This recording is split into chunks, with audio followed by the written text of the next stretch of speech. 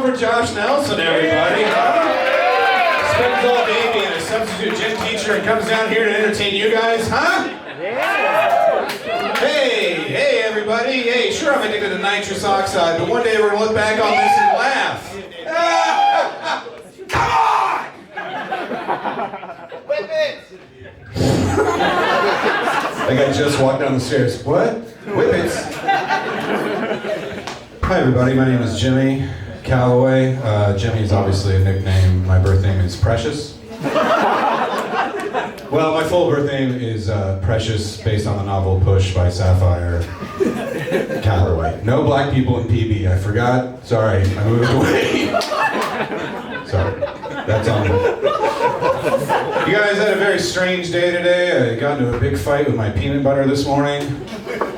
So I had to spend the whole rest of the day smoothing things over. This is pretty much how the set's gonna go. So if you're thinking about going to the can now, that might be the time, yeah. I also went to the grocery store, but I made that rookie mistake where I went to the grocery store on an empty stomach and ended up buying like 5 stomachs. And I got a giggle out of the pretty ladies, who, despite my looks, are my target demo. So, I grew up in Alpine, but I grew up in San Diego, and then I came down here and I go, oh, everybody's hot in here. Ty is not wrong. This is disgusting. You're all being very rude right now. Sorry. I almost turned on you, but then I didn't. A little about me, I got a son. Despite my best efforts, I have a 14-year-old son. And he seems like a nice kid. I will say, he'll be 14 pretty soon, which means he has recently discovered his most favorite pastime. Yeah, right. You guys with penises know what I'm talking about. His mother, who does not have a penis, was very confused. She called me up. She's like, "Can you talk to him? He's taking 3-hour showers. I can't afford it. That's water bill." And I said, "Listen, of course I'll talk to him.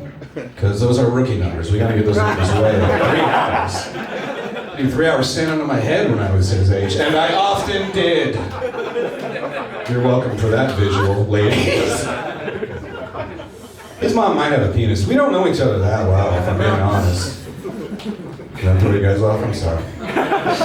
I don't want to bring the room down any further, but I have been reading this book lately, and it's a book of letters written during the American Revolution, and it's very powerful stuff, because these were very young men, boys, when you get right down to it, sacrificing themselves for an ideal they truly believed in.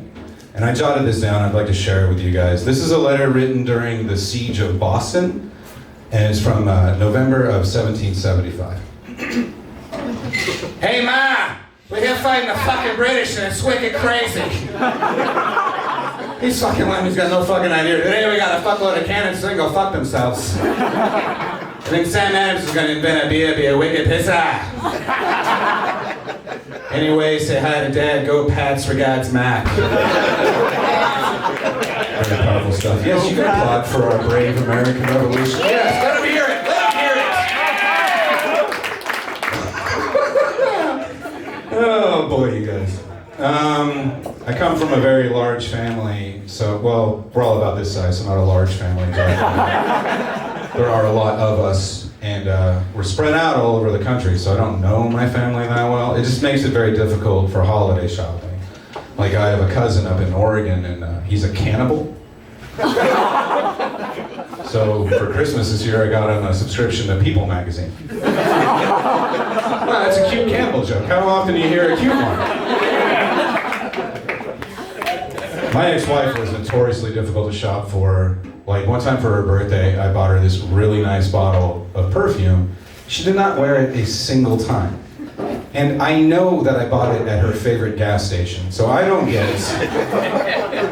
I'm cheap in that joke. Again, the pretty lady laughed at it. Nobody else, you could all walk out of the room as long as this lady's like, that's mildly amusing. I'm like, all right, I'm still in comedy then. Still doing it. So I keep looking at my phone, you guys. I'm just waiting for my wife to come back to me. You guys, You know, it's easy to shit on vegans.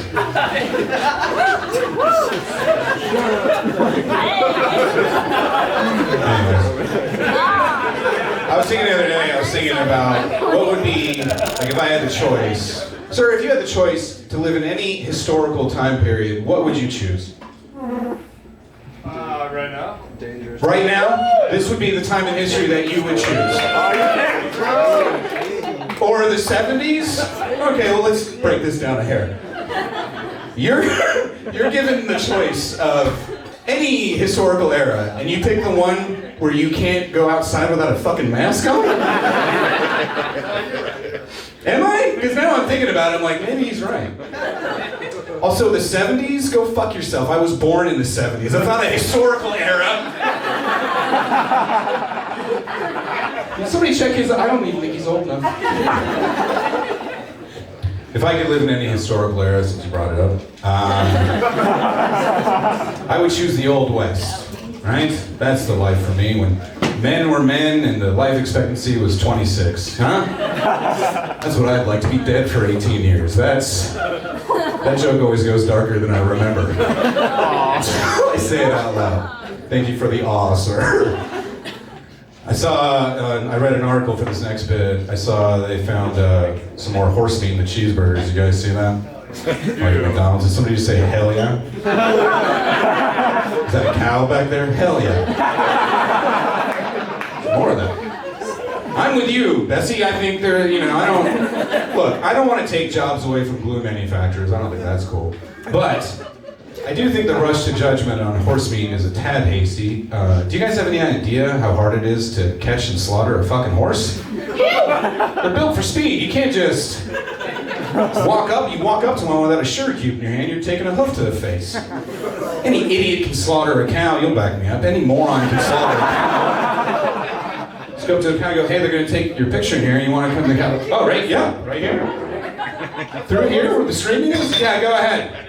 How do I point if I'm a cow? Because cows don't have them. Every time I hear about a horse and a cheeseburger, I always assume the horse was down at the slaughterhouse showing off for his friends. Like, hey, how much you guys bet me I can run through the slaughterhouse, they won't catch me. And he never came out the other side. He sowed his wild oats. Okay, look, I'm not happy with that as a punchline either. There's nothing any of us can do about it. Okay, this is going all right. I like monster movies. I like a movie with a relatable protagonist, so I watch a lot of monster movies. And my favorite monster is the creature from the Black Lagoon. You guys know the creature from the Black Lagoon? Hilarious. Yes, it is indeed, sir. Creature from the Black Lagoon, or as the nerds call him, actually it's the Gill Man. My favorite thing about him is his whole hook is he's a homeowner. It's right in the name. You know what I mean? Like Dracula come down to your house, you gotta invite him in, but he'll eat your children, and you can't go on a moonlit walk without the Wolfman getting in your face, but Creature from the Black Lagoon is just hanging out at his house. Then some goddamn explorers are in his pool. He's the bad guy, he's gotta call up the Black Lagoon Police Department. Yeah, hey! Yeah, actually it's the Gill Man. Yeah, it's me again. Hi. Yeah, there's explorers in my pool, man. Build a fence, I live in a lagoon. The HOA's already up my ass for putting that fountain out in front, too. What do you mean this is turning into a Bob Newhart bit? More like Frog Newhart, right? I'll talk to you later. Creature from the Black Lagoon has a landline. Not everybody knows that. A little ironic. Alright, good. You guys aren't all huge Bob Newhart fans. To pick up on that reference? That's fun. I like science fiction a lot too. I like Doctor Who. You guys like the Doctor Who? Yeah. Here's a little trivia I learned about Doctor Who recently. When he is the object of a sentence, he becomes Doctor Whom. Hey, huh? I need Mr. Green to tell it. Been waiting on that applause break for years. Thank you guys. What other nerdy shit can we talk about? What's you guys' favorite Jewish superhero? Anybody? Paul Rudd! Paul Rudd? He's certainly the sexiest Jew I've ever seen, I'll tell you that by God. Nothing against Andy Samberg. Anybody else? No? You guys anti-Semitic? You just don't read comics. That's cool. My favorite Jewish superhero is The Thing. From Fantastic Four, you know, big orange rocky guy. Oh, yeah. And my favorite thing about The Thing is his catchphrase. Before he hits a guy, he says, "It's clobbering time." I think that's pretty fun. Yeah, I honestly, it's better than the first draft, which was, again, with a clobbering. Can't clobber today, it's Saturday, okay. Not as many Jews in San Diego are. Remember that, I'm gonna write that down. I'm really glad comedy's coming back. I'm looking forward to trying it one day. Because doing the road and stuff is a lot of fun, and it's the best way for me to meet easily impressed women. Because, you know, I mean, I live in Los Angeles, I own a mirror. I know what the deal is, right? In LA, I'm like a 5. But if I go to someplace like Chattanooga, Tennessee, then I'm a 5 3 hours earlier. So it's far more efficient. Time zone joke. I'll get out of here on this. You guys probably can't tell from my act, but I do like comedy quite a bit. I'm really into classic sitcoms like The Golden Girls. You guys like The Golden Girls? Right? Petty White, let me rest her soul. I should not have mentioned that she had just died. She would have wanted me to finish with this bit.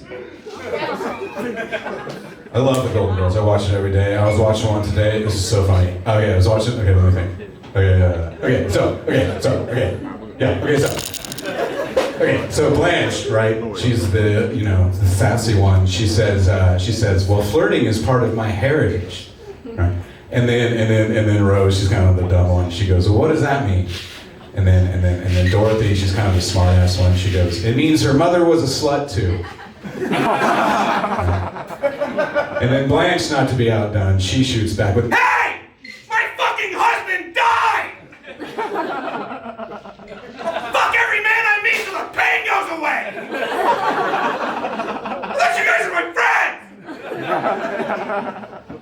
And then Sophia says, I haven't heard make that much noise since Fleet Week. You guys, ladies and gentlemen, my name is Jimmy Callaway. Thank you all very much for your kind attention. You guys make some noise for Jimmy Callaway. Let him hear it. All right. Are you guys ready for your headliner? Yeah! That's not good enough. Are you ready for your headliner? He's in all the way from the UK. You guys are going to absolutely love him. Let's make him welcome. Clap it up for Russell Hicks. Clap it up for Russell Hicks!